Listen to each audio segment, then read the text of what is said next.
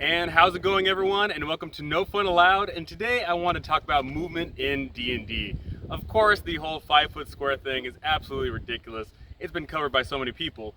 But today I actually wanted to cover Bob World Builder, who did a demonstration on movement. Now, in his demonstration, he was role-playing as a peasant, someone that was wearing no armor and only had a club at most.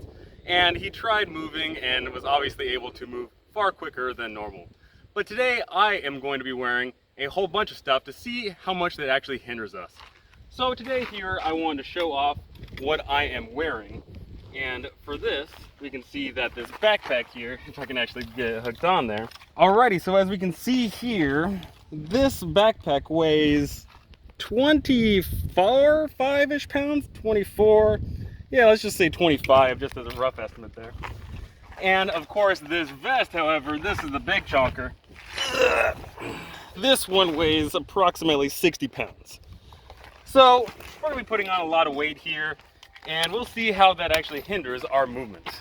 Alrighty, wearing 20 pounds of gear, let's see how quickly I can move in the span of 6 seconds. And go.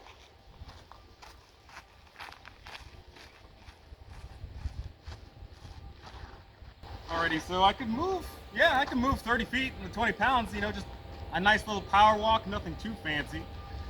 But of course, what if I was to take the dash action and I wanted to go a whole 60 feet? Let's try that out. And go.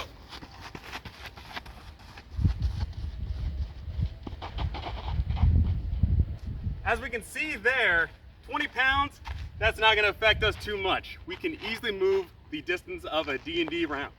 But now that we have 60 pounds of gear on, let's see how much this is actually tearing us down here. All right.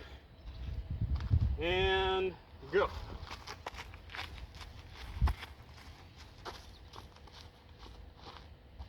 And once again, we can see that 60 pounds of gear is not going to affect us in the short range of things. Of course, we can easily move that 30 feet. 30 feet isn't a big deal, but what about that drastic 60 feet? I'm already dreading this. Already, go.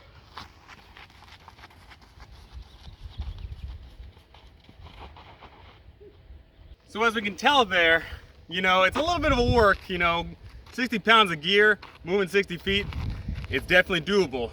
But let's bump it up to that combat load, to that 80 pounds of gear. I now have the weight of a large child on me. Let's see how we can do. And go.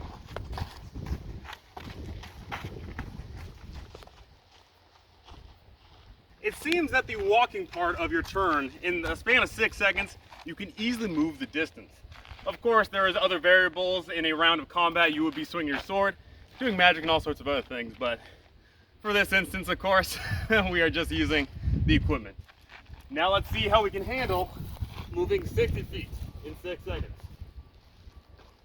And go.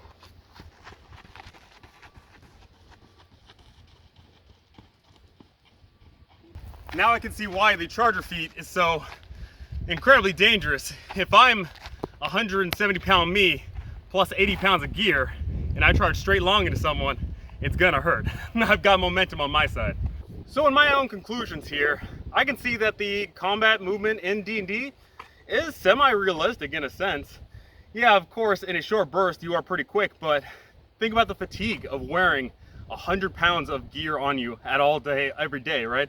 You're marching along, you're fighting monsters, you're getting worn out. Eventually, you're gonna slow down a little bit, right? Just the way it is. I'm already worn out and I just did a little bit of sprinting. Mind you, I had to carry all this gear up here in the first place. So, yeah, I just wanted to show off what heavy gear will actually affect your movement in D&D. And I'm pretty safe in assuming that you are gonna be slowed down in the long run. Thank you so much for watching. Thank you for listening. And thank you to my amazing patrons. You guys are absolutely incredible. And I cannot wait to see you all in the next one.